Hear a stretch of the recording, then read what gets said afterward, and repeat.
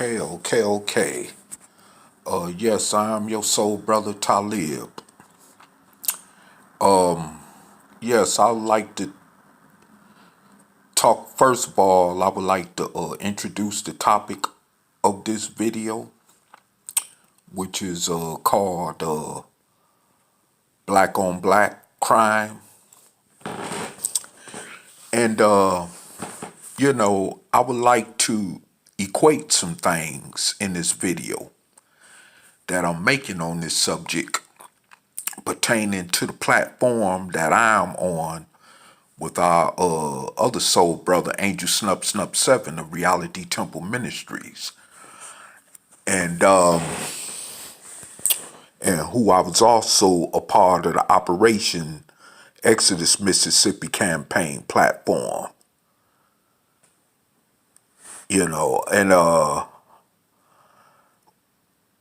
I would just like to say that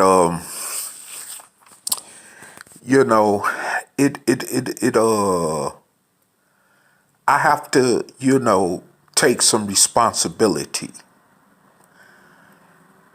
in this, current modern day wave of crime that's going on in the black community throughout the United States. Because, now that I'm in my early 50s, I could remember 30 years ago that, I played a part in this. And,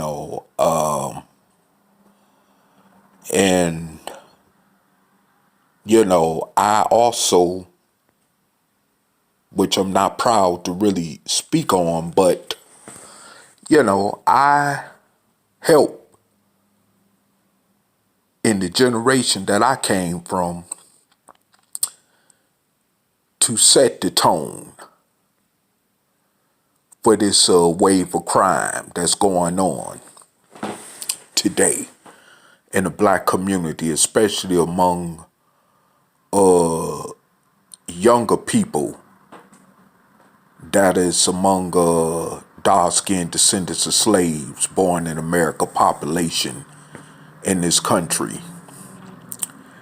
And I apologize to those of you out in social media land and publicly overall that I played a part in helping to set the trend, helping to continue the tradition that the ancestors that came before myself laid as far as the foundation when it comes to so-called black on black crime in the streets of America. And I just, I saw some stuff on the internet, online. It was a couple of shootings that took place. Well, it was more than a couple of shootings, but it was several people that was wounded at a block party that consisted of Atlanta University Clark college students. And also there has been repeated robberies going on at another local university in Atlanta. And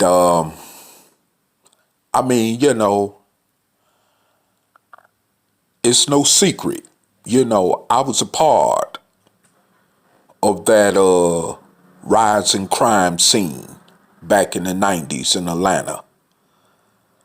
And I paid a dear price for it, which, got me numerous years in the Georgia Department of Corrections.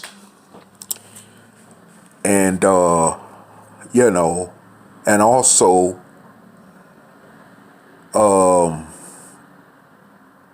even though that wasn't my only stint in the, you know, prison system, but I played a part in this. And when I look at it today, and, you know, and I say to myself,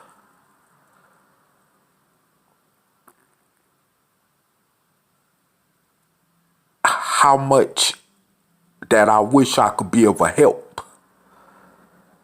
to do something to turn this around. Well, I don't see no other way other than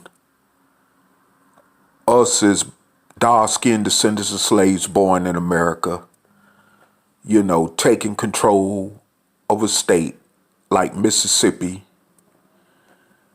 and creating it as a safe haven so that we can effectively deal with issues such as black on black crime, you know, as well as other unfortunate issues that has destroyed us as a community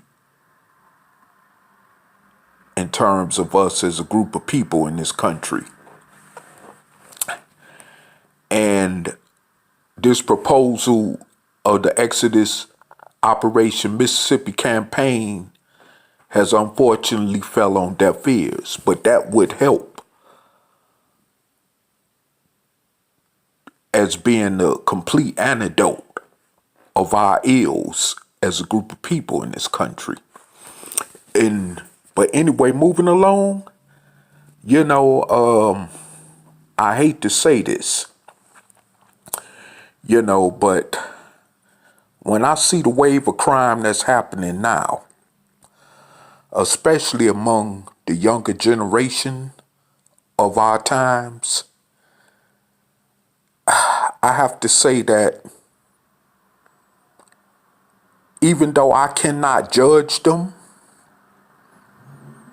you know, and I'm not in no position to judge them as well, but I can say that it does naturally impact me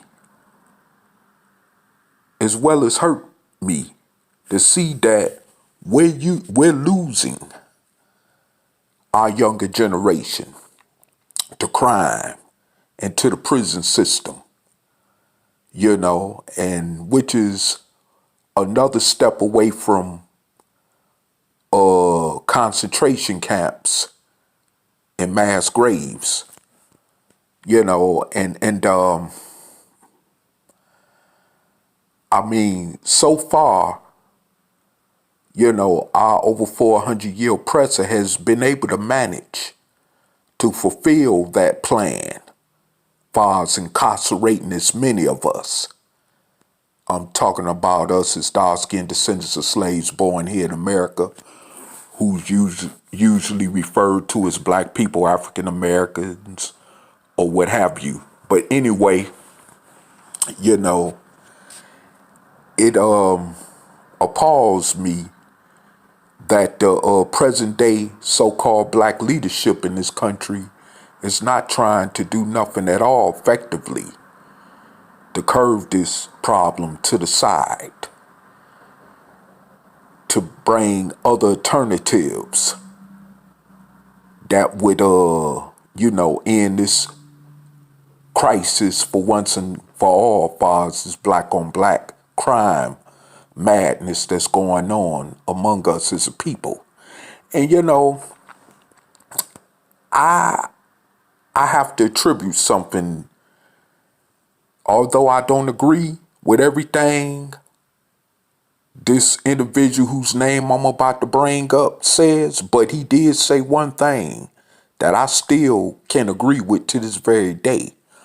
Minister Louis Farrakhan, I heard him once in a lecture say something basically that black people are more fearful of each other than ever.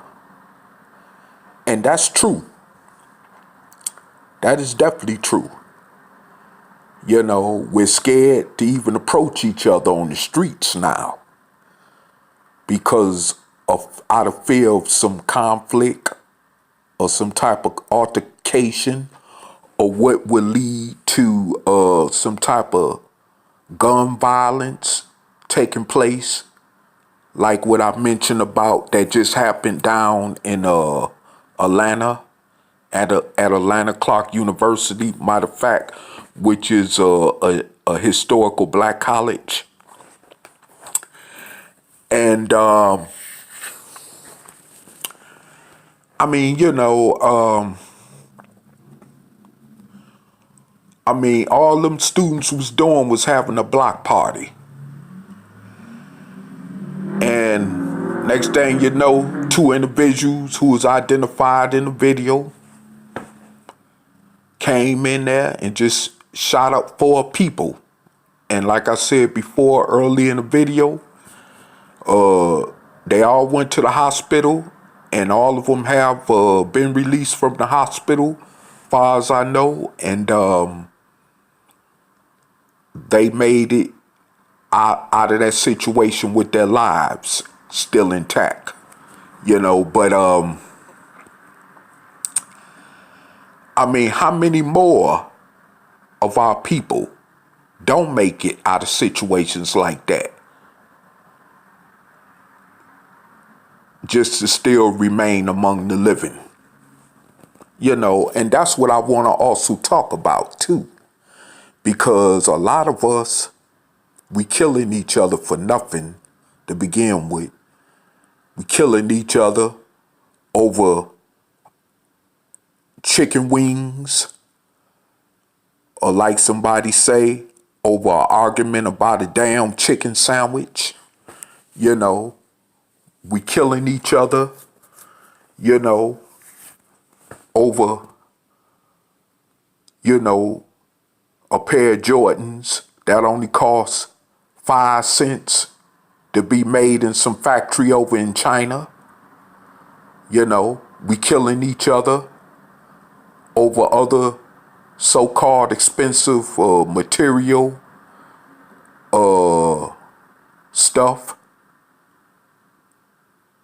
You know, to the point of either us losing our freedom and finding ourselves, you know, languishing in the prison for the rest of our life because we saw something that somebody else had and we simply just wanted to take it, you know. And I mean, like I said before, you know, I'm not here to judge. I'm just here to just point out something, because I really want to see this stop. You know, being that I was once a part of this so-called criminal element. And, you know, but I want to see it stop, you know. And I mean, it's hard, you know, when I look around, even every day when I walk out this door, and the more I see other people that look like me, I got to put on some type of defense mechanism, or, you know, I have to be prepared some kind of way, just in case I feel like I have to protect myself or whatever, or even to the point of involving the law, just to be on the safe side in case something happens, you know. And it's just crazy, you know, because, I mean, it's like,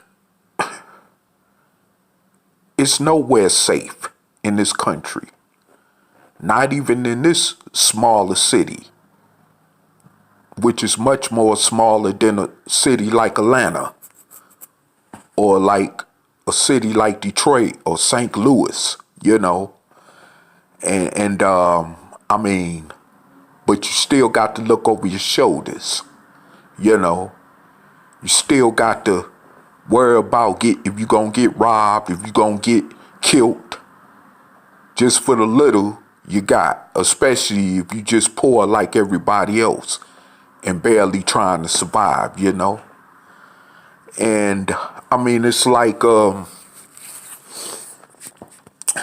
know, we kill each other just for somebody looking at somebody the wrong way or staring at somebody the wrong way, you know, or, you know, like I said, anything could ignite a situation. Something simple as just, you know, somebody bumping into somebody without saying, excuse me.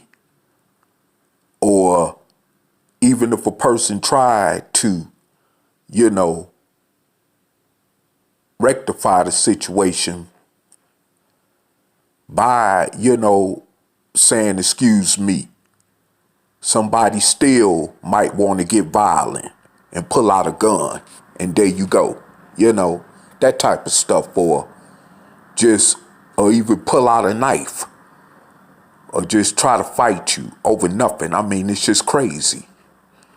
And I mean, because black people are so emotional anyway, and the fact that we don't know how to control our emotions properly is the reason why many of us are so violent, especially toward one another, you know. And, you know, I mean, we could sit up and use the white man as an excuse, you know, by blaming the white man for our problems, or sit up and even blame slavery for our problems. But today, we don't have no excuses because we have choices in the matter where we could change our situation, you know, for once and for all.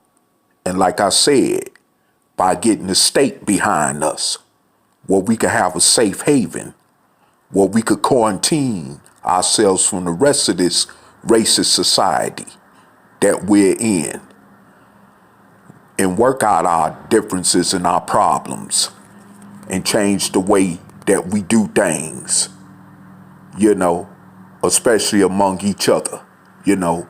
But since we're not willing to do that, unfortunately, I have to say that we're going to continue on committing crimes, especially more so against each other.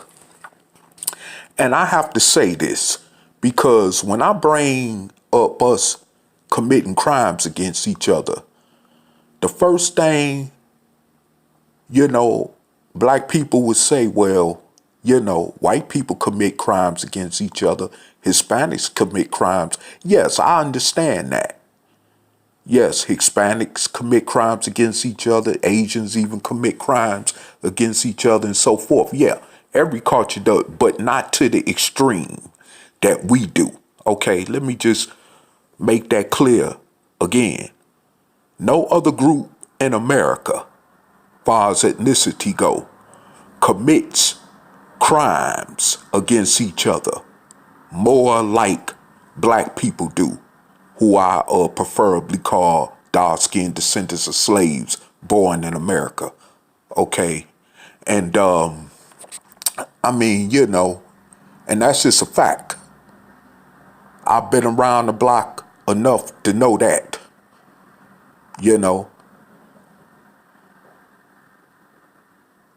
Like I said, we'll kill each other about a piece of barbecue chicken, you know.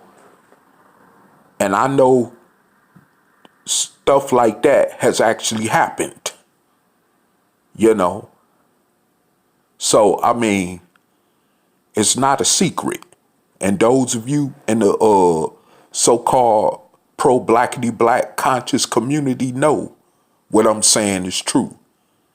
But yet on y'all platforms, y'all rather talk about stuff that's not relevant to the upliftment of our cause. So you don't bother to put that out there. Well, as a truth bearer, I'm putting that out there, you know, and I have to say that this is real. There's so many of us dying, and not just in Chicago. We dying, like I said, in Atlanta, St. Louis. I just recently heard it's been back-to-back, consecutive back-to-back deaths of little black kids getting shot fatally in St. Louis, Missouri. Just back-to-back recently. You know, I mean, the same thing, of course, I'm familiar with has taken place in my hometown, where I'm originally from, which is Detroit, Michigan. And I mean, you know, and this happens all over the country in other cities. You know, I mean, I mean, it's just, you know, it don't stop. And I mean, it's like the way that parents are allowing our children to be out there in them streets just don't make no sense, of course.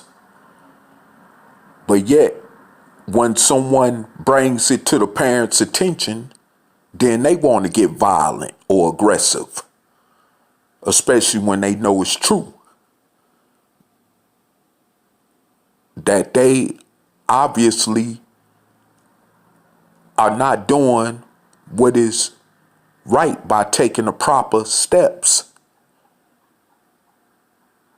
to keep their children away from environments that create crime and that make their children violent prone. Like with young children and teenagers joining gangs, which is on the rise more than ever, even than what I've seen in my own generation coming up. You know, and I mean, it's getting to the point, you know, where we're gonna have to either, you know, put things in check, even among ourselves as older adults. Because, I mean, there's just as many older adults among us in the black community that is irresponsible and that's still caught up in the criminal element of things, as well as drug addiction, or whether they're caught up in gangs.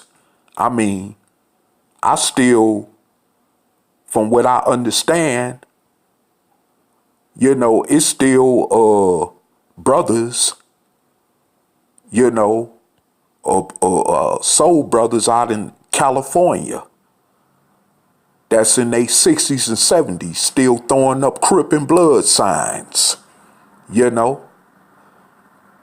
It's still, I'm sure, brothers around that age bracket that's throwing up Vice Lord and Black Gangster Disciple gang signs in Chicago. You know what I'm saying? And I mean, what else do they know other than that to pass on down to generations that come after them? And here we is, like myself in our 50s, passing this same tradition on to the younger generation. I mean, we might as well be exterminated after all, you know? When it comes down to all this, we might as well be exterminated. And this is why I said, once I begin this video, that I'm not the one to judge, nor am I in the position to judge.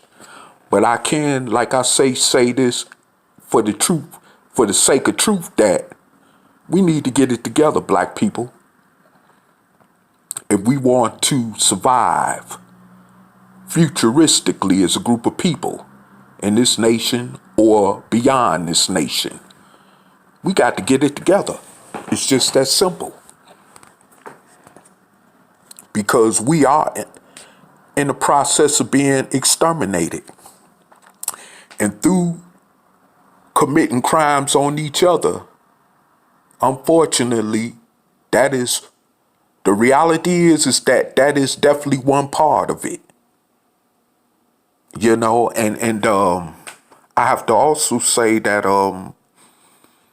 you know, like I said, you got these so-called black leaders, including Louis Farrakhan, that is not doing nothing effectively to change this around. And they have the power and resources and means to do so. But unfortunately, they ain't doing it, you know, and I have to just say that it's not about waiting on a single leader. It's about coming together collectively, you know, pulling ourselves together collectively to change our whole entire situation around for once and for all. Because ain't nobody gonna do it. We can't wait on the system to do it. And that's been proven over and over, just like on an everyday basis, you know.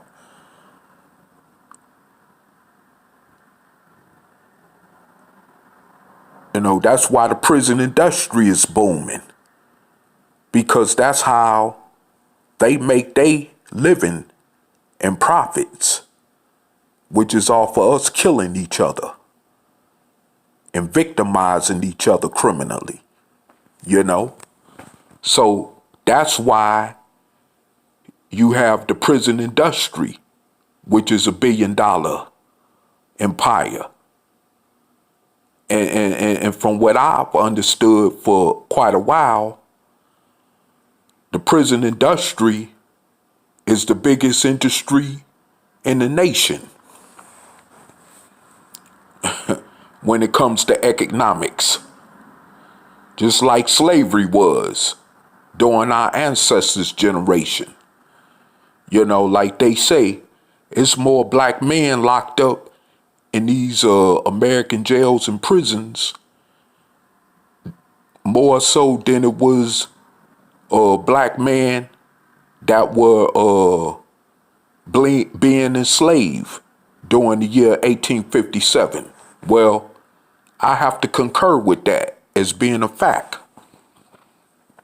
you know, because you have to consider at the time how less of a population of us it was in this country, you know, compared to the 44 plus 70 million of us now that are here in the United States. And then we're 13% of the population, but it's more of us incarcerated than any other group in this country. And I mean, you know, that just don't look good, you know, because it's broken up our families, let alone our communities as a whole. It's torn families apart, of course, as it's torn individual lives apart. And, you know, I could even see that, of course, in my own,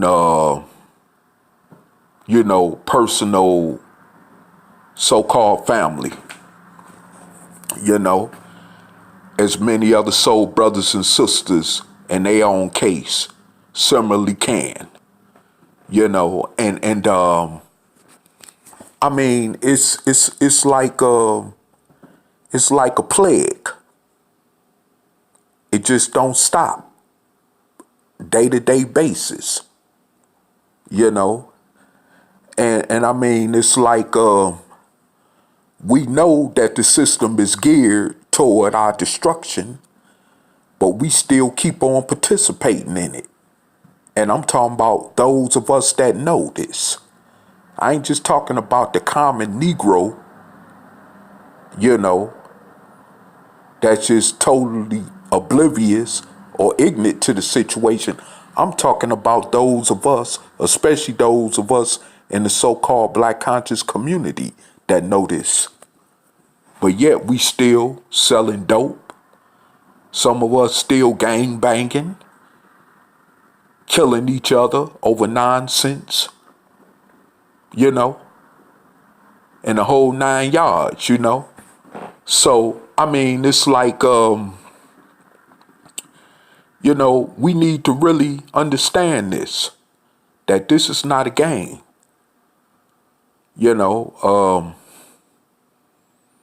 I mean, and then we already, making a mistake by bringing all these, illegitimate, children in the world, for even some of them not to make it past 6 or 9 months, years on this earth, because they got caught up in the middle of a shootout, where they caught a bullet that was intended for their mother or father. Like a case I heard about over a couple years ago in Chicago, where it was a gang-related shooting, and a brother was in the truck, and his baby was in there. I think both of the parents were there in the truck with the baby, and the baby wasn't number 6 months years old. And when the shots were fired, they was intended for the father, but the baby got killed. Wasn't number the 6-month-year-old little girl. I mean, So this is what you bring your children in the world for? Just for their lives to be ended? Matter of fact, some of them didn't even make it a year to see life on earth, I mean, so what's the use in even having these babies anyway? Especially when we're still in our slave-like condition, as we've been in for almost going on 500 years in this nation, I mean, and then most of us don't want to take care of these children anyway,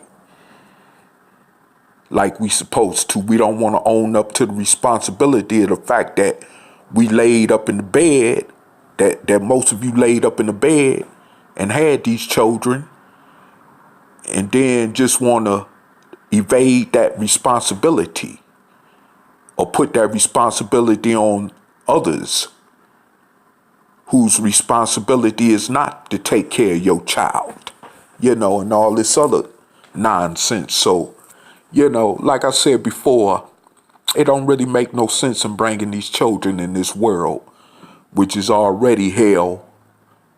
And when you know it's hell, from your own personal experiences, especially being dark-skinned descendant of a slave born in America, and yet you want to bring another life, a human life, into this existence of hell, just for them to suffer the same fate or worse. So like I said before, I mean, it's just crazy. And I just want to touch up on something too. And I think about fathers being in prison. Well, it's mothers being in prison. I'm talking about black fathers and black mothers that are incarcerated in this country. I have to say, well, I have a paternal one who's the paternal half of my mother that's incarcerated. He's up in his 70s now. But when I was a baby, he was doing time in prison. When I was growing up, he was in and out of jail or in prison, And then here it is, I ended up repeating that cycle, and with that said, fortunately, even though I wrestle, and I still kind of wrestle with it, but I'm not too mad or too,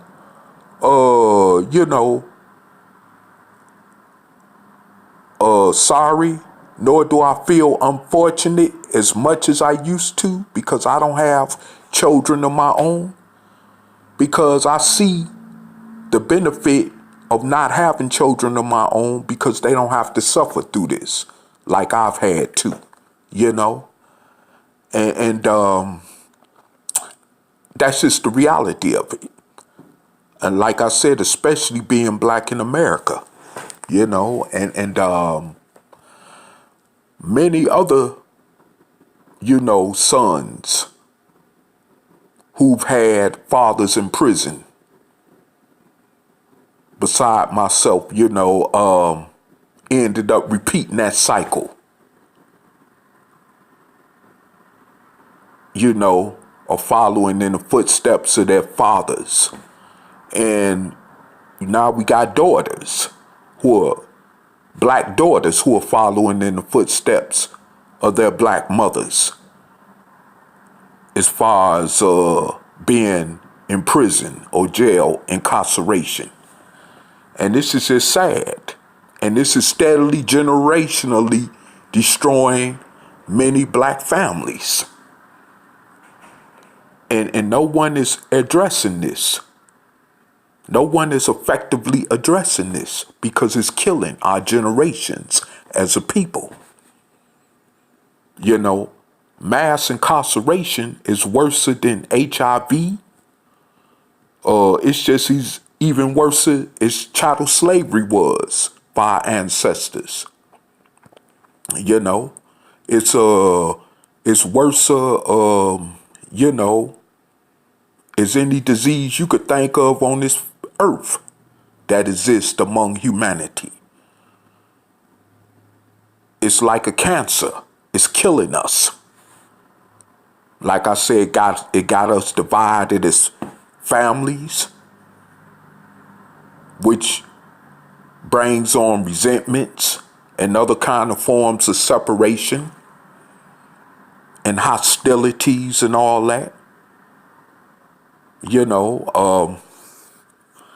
And yes, we know that the Caucasian played his part in this, especially thanks to that 1994 crime reform bill that was signed during when Bill Clinton was president at the time. Also, when I was at that one time period when I was also incarcerated, and that definitely destroyed many people and families in this country, especially those of us that are dark-skinned descendants of slaves born in America. And that is definitely a fact, And like I said before, but that we still cannot keep using that as an excuse. We have to find ways to do something about that. And one way, which is like me and brother Angel Snuff 7 has been trying to tell y'all for over a year, is to get on this bandwagon, and help us push this Mississippi campaign by, taking control politically of a state, which we could get a state behind us, which would be bigger than anything else that we always talking about, and where we could put this type of problem as well as many other problems among us as a people effectively to an end by changing our ways and doing things different, and like I said before, we need to really understand this. This is very serious. And when like I said, when I hear about crime among us as a people, I mean, it's so sad because, just being dark skinned and just walking out there in the streets every day, and I got to face another person that looked like me and be labeled as a snitch, even when I'm not caught up in the criminal element of things, but I'm still labeled as a snitch. When I'm just a law-abiding member of society, minding my business, but I'm labeled as a snitch, because other dark-skinned descendants of slaves that's still caught up in the criminal element of things, haven't decided whether they want to remain paranoid or just simply stop committing crimes, especially among each other. If you feel that paranoid, like somebody always gonna go and rat you out or tell on you, however you want to put it, you need to just stop doing what you're doing and find a different way to live, But of course, in many of our cases, that's just easier said than done, But like I said before, it's sad. It is really sad that we have to be very leery of each other like that.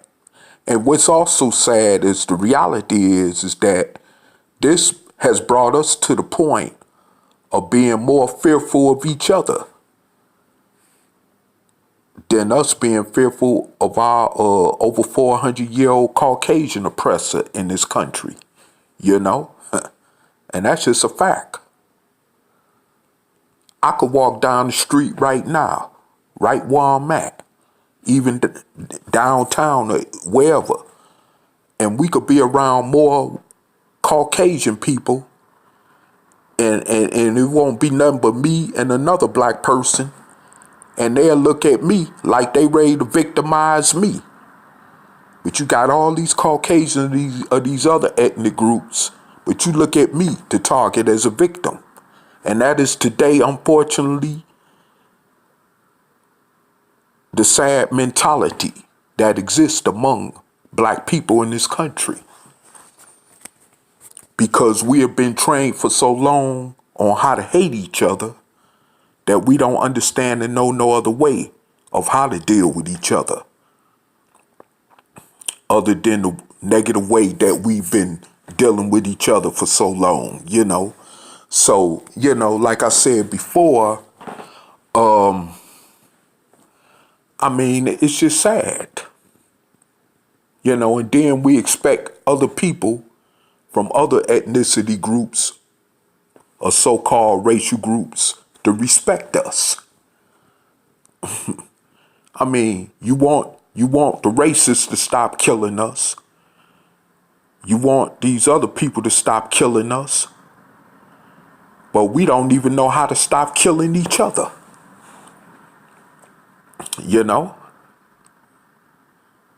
So how you expect other people to give us that type of respect when we can't even respect each other like that?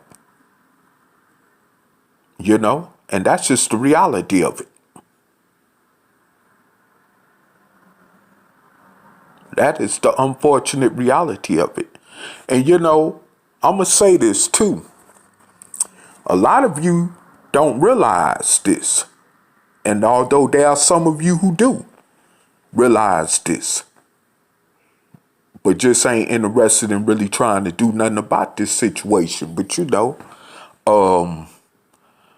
this has driven the racists to kill us the way they do. Because of the fact that they see how easy it is to infiltrate us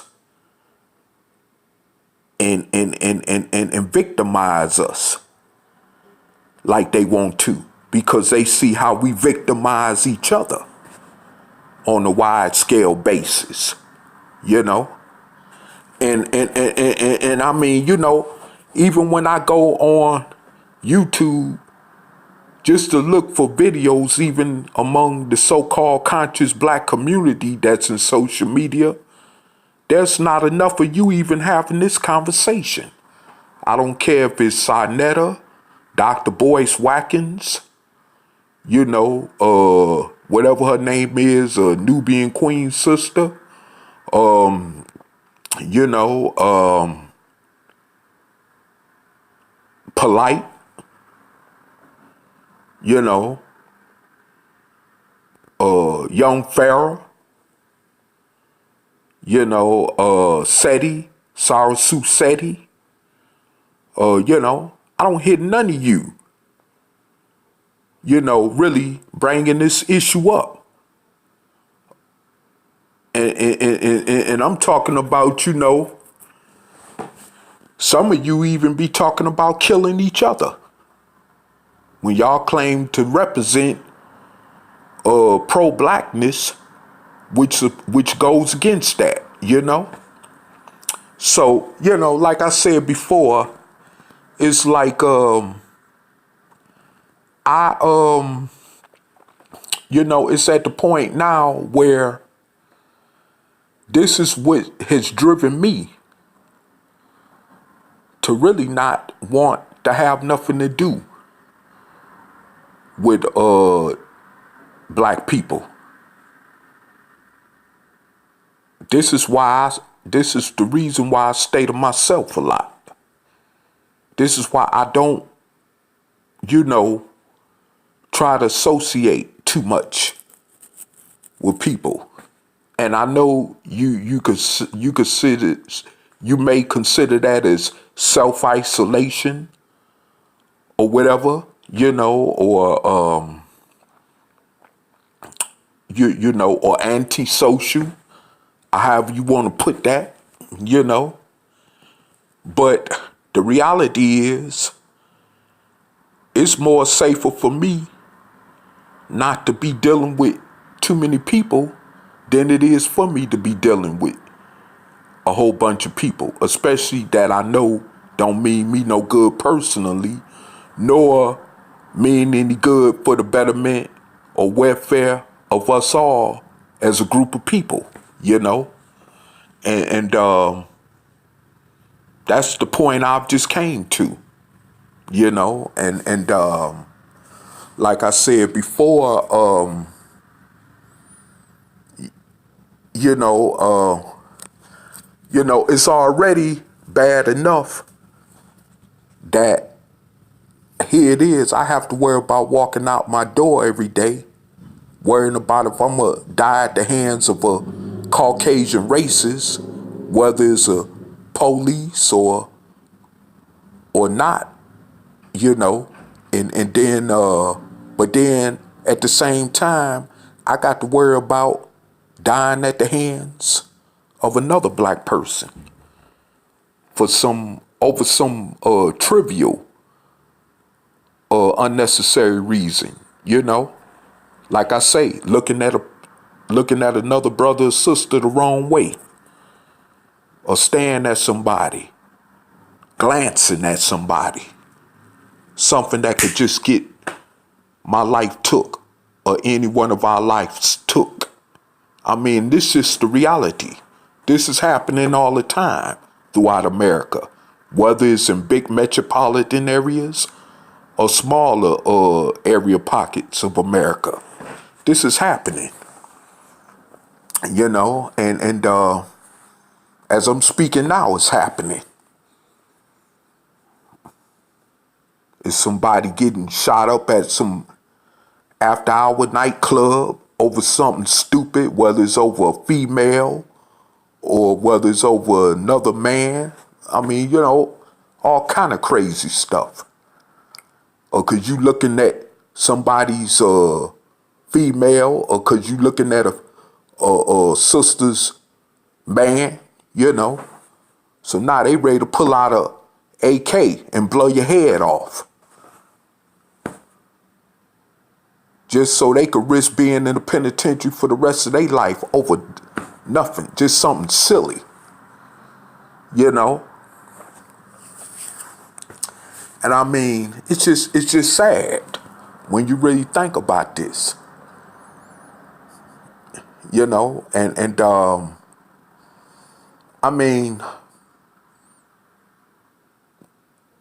it even makes me more, even though I can't do nothing about my own personal past, but just move on. But it kind of still, I have to admit, makes me regret that I even got into the business of crime as a younger person, even at the age of 8 when I was a child, you know? And like I said, unfortunately helping to pave the way for what's now still among us as far as crime and drug addiction and all this other stuff going on among us as a people, you know? And but like I said before, I can't keep harping on the past, nor do I, you know, matter of fact, I move more away from harping on the past because that only helps to make me better as a person, you know. But at the same time, I have to realize as I'm growing in the stage of moving away from, you know, focusing on my past, I have to be what they call in religion, a beacon of light to others, to help others, not to go in that same direction that I went in. And when I say that also, I'm talking straight to the younger generation out there, you know, because we losing many of our younger youth, as well as younger adult brothers and sisters, to these jails and penitentiaries, if not the graveyard, on a daily basis in this country, you know? And it's risen to unbelievable heights. More so, of course, than what I saw in my own generation, you know? And it's unfortunate, you know, and this is why it's upon us who are in our 50s and our 40s and 50s to come collectively together by creating a safe haven environment for ourselves to where we could work together and change this. So our future generations among us won't have to keep going through this same crap, you know? And I mean, it's just that simple. Because we've waited on others to help us do something about it, and it's just not working. And I mean, you know, we have to realize where we at. First of all, in the situation that we're in as a people. And that's bad enough as it is for us already. But for us to be committing crimes and killing each other and all this over just simple, pure nonsense, it just don't make no sense. I mean, I could sit up all night and name off more trivial things that a lot of us are sitting in prison over based on black crime, you know? But I'm not gonna go into that. That's not too important. The important is us coming together to do something about this for once and for all. But like I said, for those who don't have deaf ears that this will fall on, I just encourage you, you know, to make a change. not just for yourself or your personal family, but for us all as a whole, by coming together with those like-minded as myself, to do something about this, because there's no big eyes to use, as they say in religion. It's not about no leader or no looking up to no divine prophet or God to help save us. We tried that. That ain't work. So we all got to come commonly together in a collective manner on this, But, like I said, with that said, I have to move on with the rest of my evening. But I just wanted to really reflect on this, as I've been seeing constantly still what's going on among us out here in these streets as a people, and and one thing and one other thing I just want to say too is that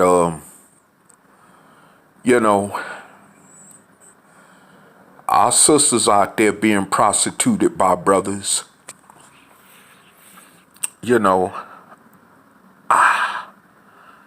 hurts me, because I grew up in the 70s watching black women go through the same thing.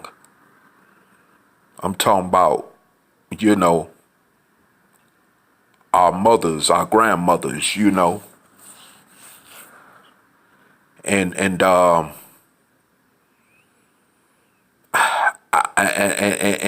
it's detesting to even see these generation of black women even more so going through this, and I know it got to be hard on the present day black generation of women who go through this,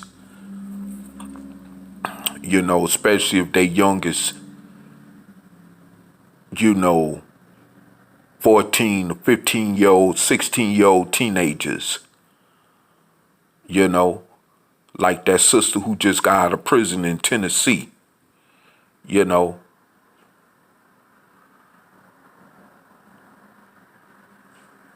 because she had to defend herself against someone who was trying to sexually assault her,